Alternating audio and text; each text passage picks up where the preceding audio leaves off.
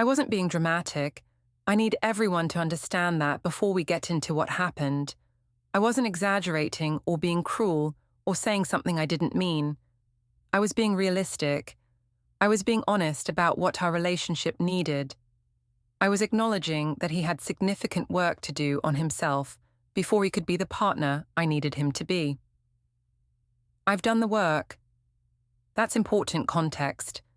I've spent years in therapy, years examining my patterns, years unpacking my childhood, years learning about attachment styles and communication methods and emotional regulation, years becoming self-aware and emotionally intelligent and psychologically healthy, years investing in myself and my growth and my healing.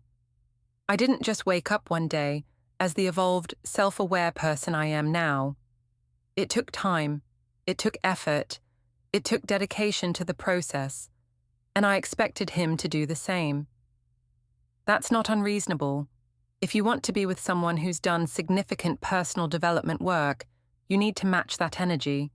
You need to be equally committed to growth. You need to show up as someone who's also examined themselves and healed their wounds and learned how to be a healthy partner. You can't expect someone who's worked on themselves to settle for someone who hasn't.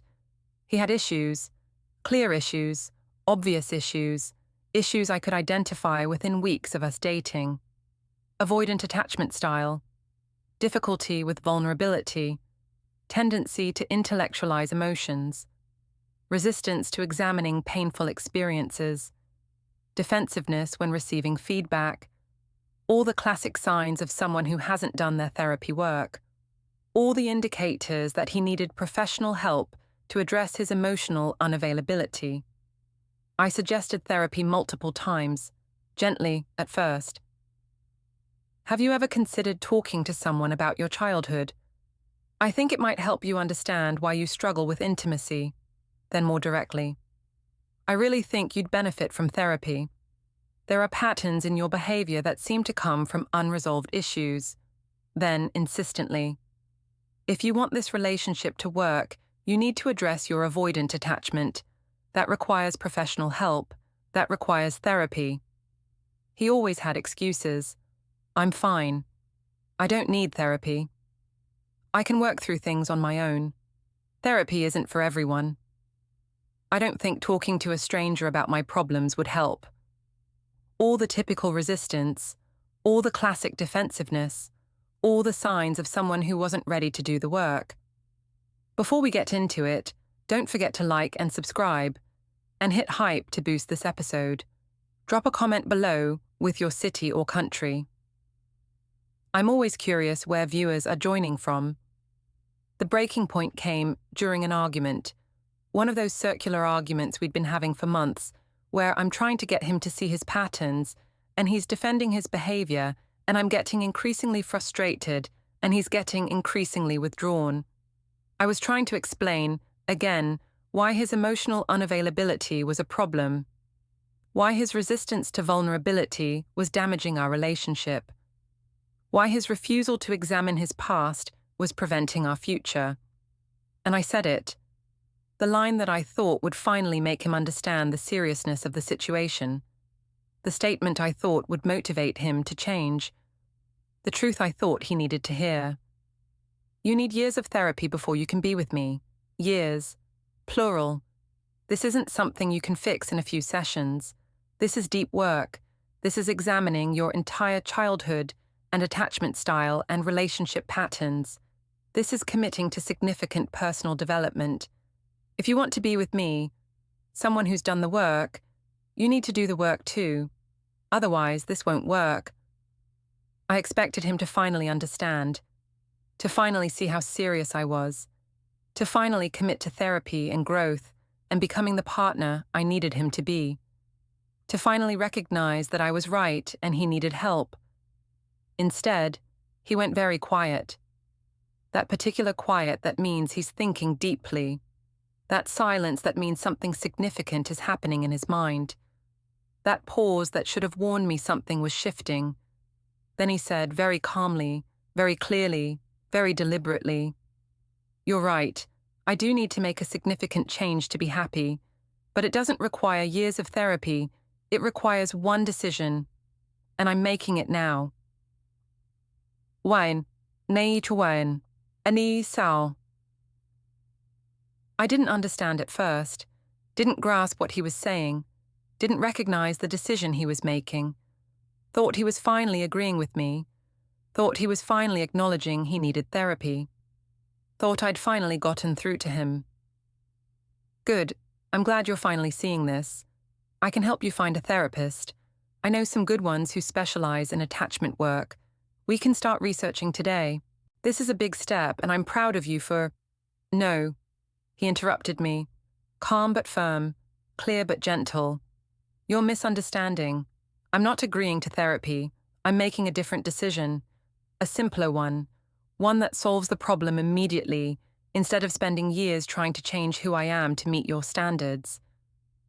What decision? I asked, though something in his tone was making me nervous. Something in his expression was warning me this wasn't going the way I thought. I'm choosing to leave. I'm choosing to end this relationship. I'm choosing to be with someone who accepts me as I am, instead of someone who sees me as a project that needs years of professional intervention to be acceptable. That's the decision. And it doesn't require therapy. It just requires me recognizing that we're not compatible. The words hit me like physical blows, like being punched repeatedly, like having the ground disappear beneath my feet. This wasn't supposed to happen. This wasn't the response I expected. This wasn't him finally seeing the light. This was him walking away from it entirely. You're breaking up with me because I suggested therapy? That's ridiculous. That's you avoiding the real issue, which is that you need help. I'm breaking up with you because you just told me I need years of therapy before I'm good enough for you. Years. Before I can meet your standards. Before I'm acceptable as a partner. Before I'm worthy of being with you. You didn't say, I think therapy could help you. You said I need years of it before I can be with you. That's not encouragement. That's a verdict. That's you declaring me fundamentally broken. That's you saying I'm not enough and won't be for years, even with professional help. Because it's true, you have significant issues. You're avoidant and emotionally unavailable and resistant to growth. Those things don't change overnight. Those require sustained work. Maybe. Or maybe I'm just not the person you want me to be.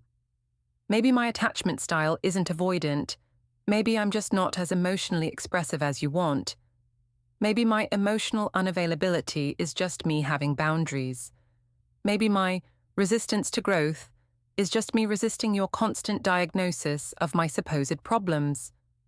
Maybe I don't need years of therapy. Maybe I just need to not be with someone who's constantly analyzing me and finding me deficient.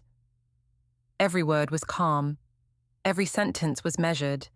Every observation was delivered without anger or defensiveness or emotion.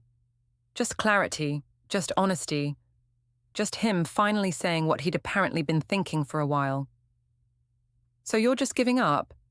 Just walking away instead of doing the work?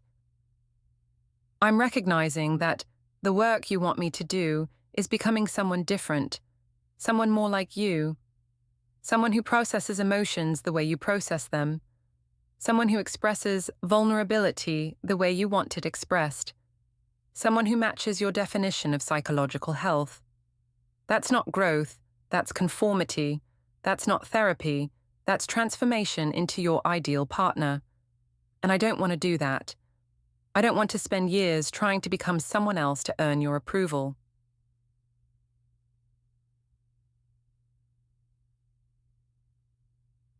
I panicked. Actually panicked. This conversation had spun completely out of my control. He was supposed to agree to therapy, not leave me. He was supposed to acknowledge his issues, not reject my assessment. He was supposed to commit to change, not commit to ending us. You're overreacting. I'm trying to help you. I'm trying to make our relationship better. I'm trying to support your growth. By telling me I'm not good enough as I am, by insisting I need years of professional help before I'm acceptable to you, by constantly pointing out my supposed flaws and deficits and problems. That's not support. That's criticism disguised as concern. That's not helping me grow. That's telling me I'm inadequate and need to fundamentally change. Because you do. You're not emotionally available. You struggle with vulnerability. You avoid difficult conversations. Those are real problems. According to you. According to your framework for what emotional health looks like. According to your standards for what a good partner should be. But maybe those aren't universal truths. Maybe those are just your preferences. Maybe I'm not broken. Maybe we're just incompatible. Maybe the problem isn't that I need years of therapy. Maybe the problem is that you need a partner who's already exactly what you want them to be. He was staying so calm. Too calm. That scary calm that means someone has made a decision and won't be swayed. That controlled tone that means they've thought this through and arrived at a conclusion. That measured cadence that means arguing won't change anything. I've done years of therapy, I said, desperately trying a different angle. I know what I'm talking about. I know what healthy looks like. I know what needs to change. Trust me, I'm trying to help you. You've done years of therapy for yourself, for your issues, for your childhood, for your patterns. That doesn't make you qualified to diagnose mine. That doesn't make you an expert on what I need. That doesn't give you the right to declare that I need years of professional help before I'm worthy of being with you. You're not my therapist. You're my partner. Or you were. The past tense gutted me. Were. Like he'd already left. Like he'd already moved on. Like our relationship was already over in his mind. Don't do this. Don't throw away 3 years because I was honest about what you need to work on. You weren't honest about what I need to work on. You declared that I need years of therapy before I'm acceptable to you. You set a requirement that I become someone different through sustained professional intervention. You made our relationship conditional on me fundamentally changing who I am. That's not honesty, that's an ultimatum, and I'm choosing not to meet it. I'm choosing to leave instead of spending years trying to become enough for you. So you're choosing avoidance. You're choosing to run instead of doing the work. You're proving my point about your attachment style. I'm choosing self-respect. I'm choosing to be with someone who accepts me as I am. I'm choosing to not spend years being told I'm broken and deficient and in need of repair. That's not avoidance. That's recognizing when a relationship isn't healthy for me. That's having boundaries. That's making a decision that protects my mental health instead of destroying it, trying to meet impossible standards. He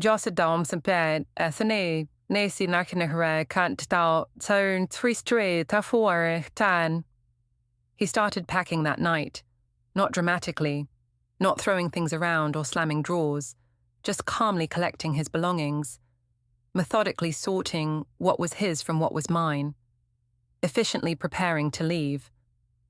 Like this was a planned move instead of a breakup. Like this was a normal transition instead of the end of our relationship.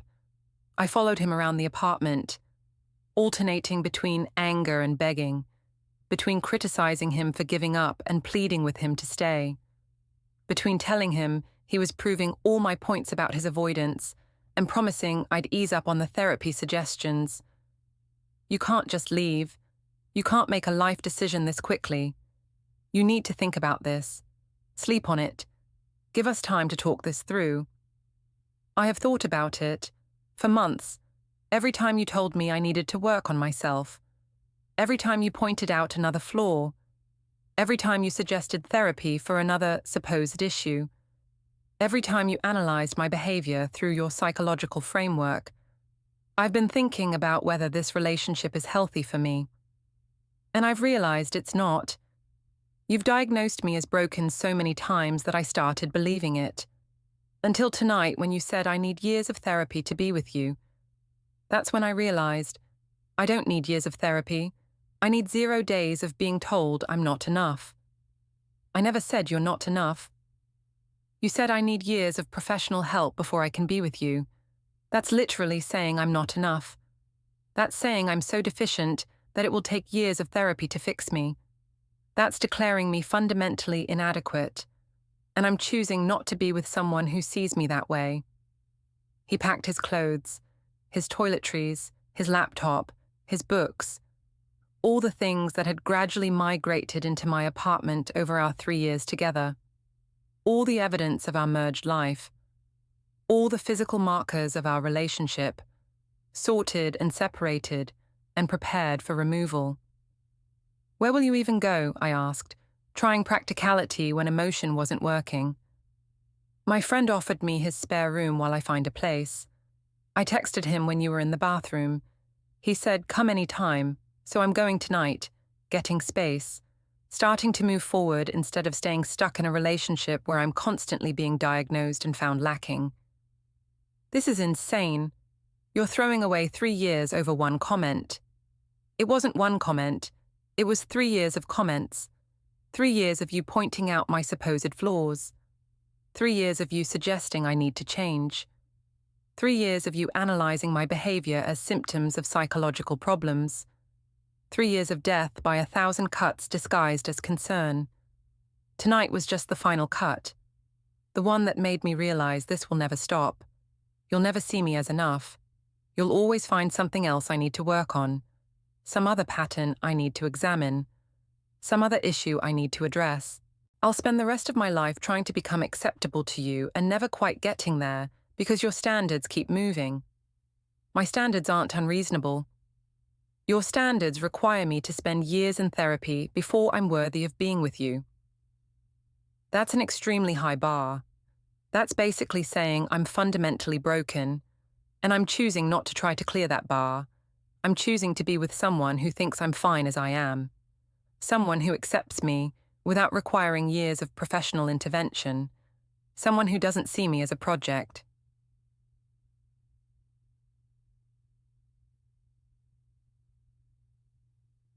He left that night, carried his bags to his car, loaded them efficiently.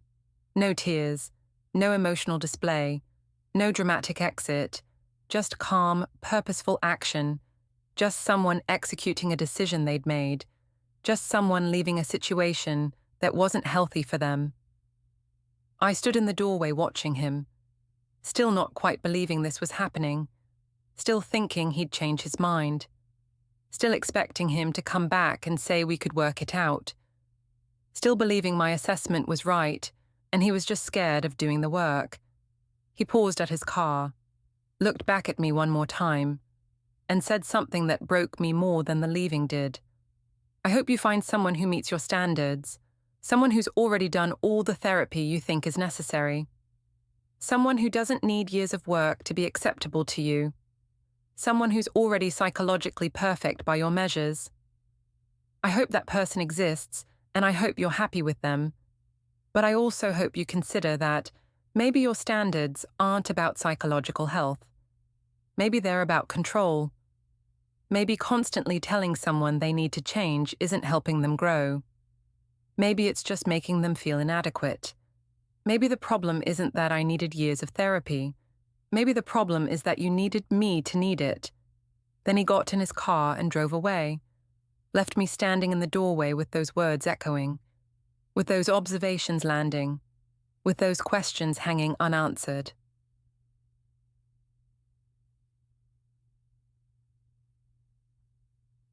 And the first week was hell. I was angry, convinced he was wrong, convinced he was avoiding and proving all my points about his attachment style, convinced he'd realize his mistake and come back apologizing and ready to do the work. He didn't contact me. Complete silence. No texts. No calls. No checking in. No wavering. Just gone. Actually gone. Moved on already somehow. Like our 3 years together didn't matter enough to even warrant a conversation about whether this was really final. I texted him. Multiple times. Long messages explaining why he was wrong. Why he was misinterpreting my concern as criticism. Why he needed to reconsider. Why walking away was the avoidant choice and proved he needed therapy. He responded once, briefly. "I understand you see it that way. I see it differently. I wish you well. Please respect my decision and stop contacting me." That was it. That was all. boundaries, clear, firm, maintained. The very thing I'd accused him of lacking, the ability to set and maintain healthy boundaries. And he was using them to keep me out of his life. I called my therapist, had an emergency session, explained what happened in detail, expected validation, expected her to agree that he was avoidant and resistant to growth and making a huge mistake. Expected her to confirm that I was right about him needing therapy. Expected her to support my assessment that he was running away instead of doing the work. Instead, she asked questions that made me increasingly uncomfortable. Questions that pushed me to examine my own behavior instead of his. Questions that suggested maybe I wasn't seeing the full picture. Questions that implied maybe I was the one with the problem. How often did you suggest he needed therapy? I don't know exactly. Whenever I saw patterns that needed addressing. Whenever his behavior indicated unresolved issues. Whenever he demonstrated avoidant tendencies or emotional unavailability. Whenever I noticed something that concerned me about his psychological health. How often was that? Once a month? Once a week? I don't know. Regularly, when it came up. When I noticed something, maybe... there were a lot of patterns to address, maybe a few times a week. Sometimes more if we had a difficult week. Is that relevant? Multiple times a week for 3 years. That's hundreds of times you told him he needed therapy. That's hundreds of times you diagnosed him as psychologically unhealthy. How do you think that felt for him? The question landed uncomfortably. I hadn't thought about it in those terms. Hadn't calculated the frequency. Hadn't considered the cumulative impact of hundreds of diagnoses over years. Hadn't thought about what it must feel like to be constantly told you need professional help. I was trying to help him see his patterns, trying to support his growth, trying to encourage self-awareness. Or maybe you were trying to change him into your ideal partner. Maybe you were using therapy language to justify constantly criticizing him. Maybe you confused supporting someone's growth with demanding they become someone different. Let me ask you something. Did he ever ask for your psychological assessment?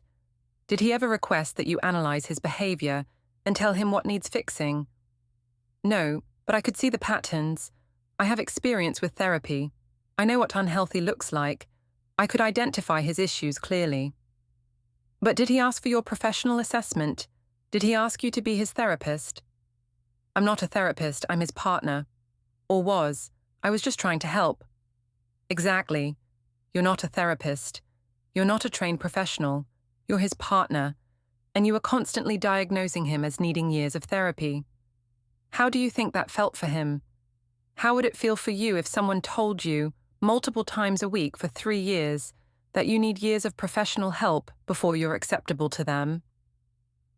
I sat with that question, really sat with it, tried to imagine being on the receiving end, tried to imagine someone I loved constantly finding psychological problems in me, tried to imagine being diagnosed as broken, as deficient, as needing years of therapy to be good enough.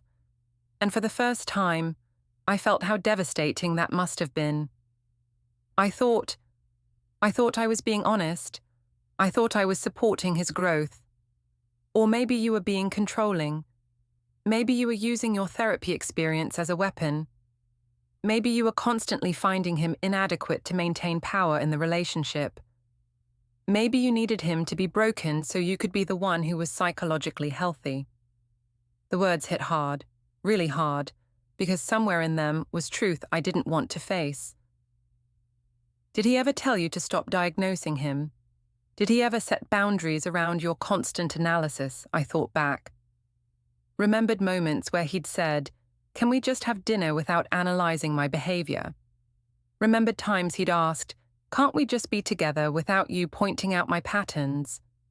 Remembered instances where he'd said, "I don't want to talk about therapy right now."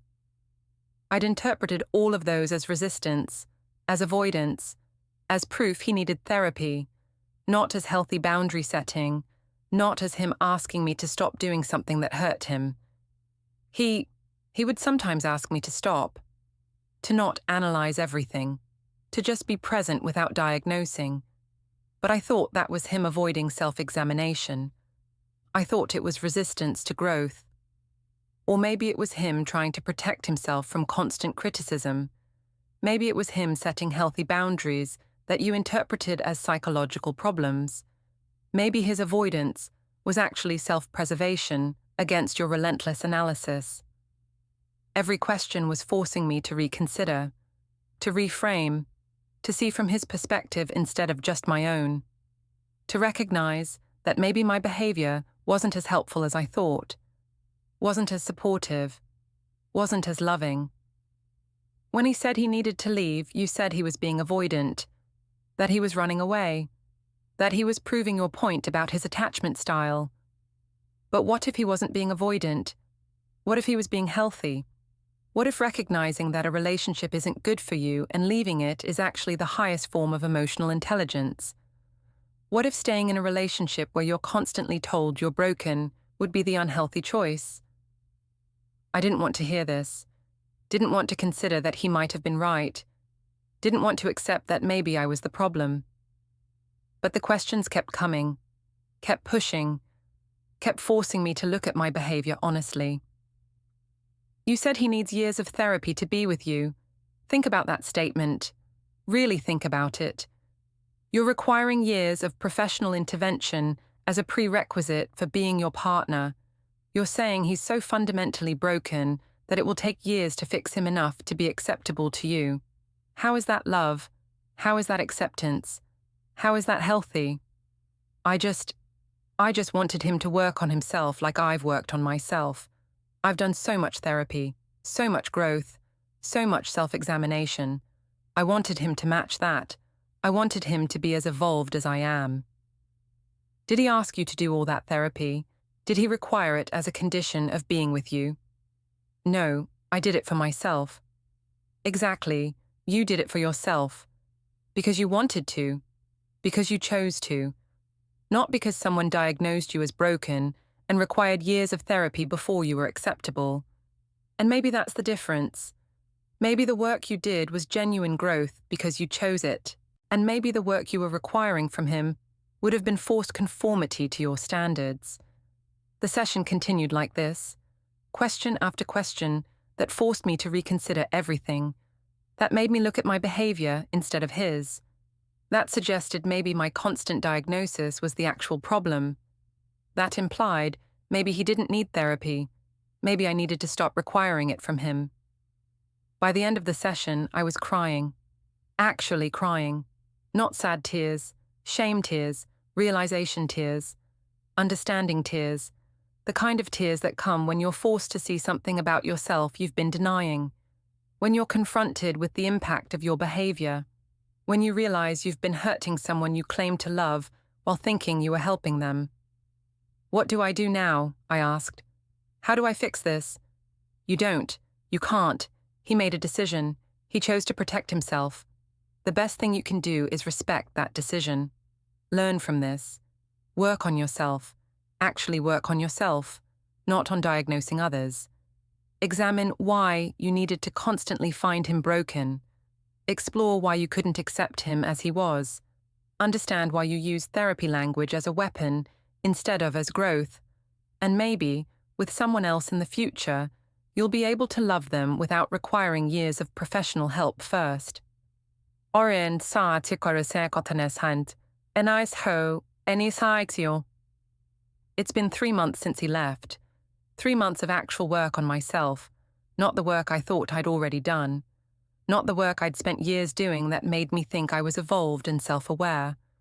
The work I actually needed, examining why I needed to constantly diagnose my partner, why I needed to find him broken, why I needed him to need years of therapy, why I couldn't accept someone as they were without finding psychological problems, why I used my therapy experience as justification for constant criticism, why I confused support with control, why I mistook diagnosis for love. I learned things about myself I didn't want to know, painful things, uncomfortable things, things that explained why he left and validated his decision to go. I learned that my constant diagnosis of him was about making myself feel superior, about positioning myself as the psychologically healthy one so I could maintain power in the relationship, about having something to fix so I felt needed and important and valuable, about keeping him slightly off balance by always finding new problems so he'd never feel secure enough to question my behavior. I learned that my insistence on his need for therapy was about validating my own years of it, about justifying the time and money and effort I'd put into therapy by requiring everyone around me to do the same, about making my choice to do therapy into a universal requirement, about needing him to need therapy so my years of it felt more significant, about using my therapy experience as credibility that allowed me to diagnose others. I learned that my analysis of his patterns was about having something to fix so I felt needed, about creating problems that only I could identify and only I could help solve, about positioning myself as the expert who could see his issues clearly, about maintaining control by constantly finding new flaws to address, about making sure he always felt slightly inadequate so he wouldn't leave me. I learned that my standards for psychological health were unreasonably high and designed to keep me in the superior position. Standards that no one could meet except someone who'd done exactly the same therapy work I had. Standards that were actually just my preferences dressed up as universal requirements. Standards that were about control disguised as concern. Standards that were impossible to meet so I could always find him lacking. I learned that genuine support doesn't require constant diagnosis, that healthy relationships don't involve one partner continually telling the other what they need years of therapy to fix, that love means accepting someone as they are, not constantly identifying ways they're broken. That partnership means supporting each other's actual growth, not requiring professional intervention as proof of worthiness. That caring for someone means seeing their strengths, not constantly cataloguing their supposed deficiencies. I learned that he was right. He didn't need years of therapy to be a good partner. He was already a good partner. Patient, kind, accepting. He needed one decision: to leave someone who couldn't accept him, to leave someone who required years of therapy as a prerequisite for being worthy of love, to leave someone who confused criticism with concern, to leave someone who used psychological diagnosis as a control mechanism. And that decision gave him what years of therapy for my supposed issues never could have. Freedom from constantly being told he wasn't enough. Peace from constant analysis. Relief from relentless diagnosis. Space to be himself without someone cataloguing every behavior as a symptom of psychological problems. Permission to exist without needing years of professional help to be acceptable. I tell this story now, and I'm still processing, still working on my actual issues, the ones I couldn't see because I was too busy diagnosing his. Still learning that having done therapy doesn't make you qualified to diagnose everyone else. Still understanding that years of personal development work doesn't give you the right to require it from others. I said he needed years of therapy before he could be with me. Said it like I was being realistic, like I was being honest, like I was setting healthy standards, like I was supporting his growth. He said one decision was enough. Said it calmly, said it clearly. Said it while making that decision in real time, choosing to leave instead of spending years trying to become acceptable to someone who would never quite accept him. And he was right. He didn't need years of therapy. He needed 0 days of being with someone who insisted he did. He needed one moment of clarity. He needed one decision that freed him from my constant diagnosis. He needed to choose himself over my standards. I thought I was the evolved one, the self-aware one, the one who'd done the work. I thought he was the project, the fixer-upper, the one who needed years of professional help before he could be good enough.